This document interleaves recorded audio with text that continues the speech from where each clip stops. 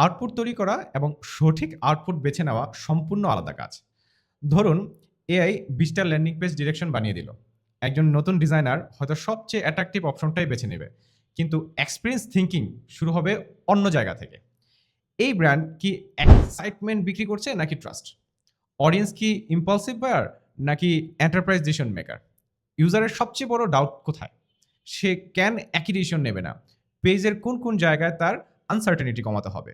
দুজনের সামনে একই ২০টা অপশন ছিল, কিন্তু একজন ভিজুয়াল দেখছে, অন্যজন কনটেক্সট দেখছে। এই কারণে আমি মনে করি এক্সিকিউশন যত সহজ হবে, ডিরেকশন তত মূল্যবান হবে। আগে ডিজাইনারকে জিজ্ঞেস করা হতো, "আপনি কি বানাতে পারেন?" তাই না?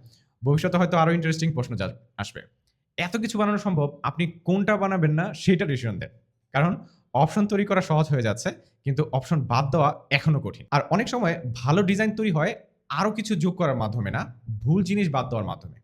এই জাজমেন্ট এআই অটোমেটিক্যালি দিতে পারবে না। কারণ জাজমেন্ট শুধু প্যাটার্ন থেকে আসে না, জাজমেন্ট আসে কনটেক্সট থেকে, এক্সপেরিয়েন্স থেকে, ইউজার বিহেভিয়ার থেকে, বিজনেস রিস্ক থেকে। এআই আপনাকে অপশন দিতে পারে, কিন্তু কোন অপশনের জন্য আপনি নিজের নাম এবং দায়িত্ব নিতে প্রস্তুত সেটা আপনাকে ঠিক করতে হবে।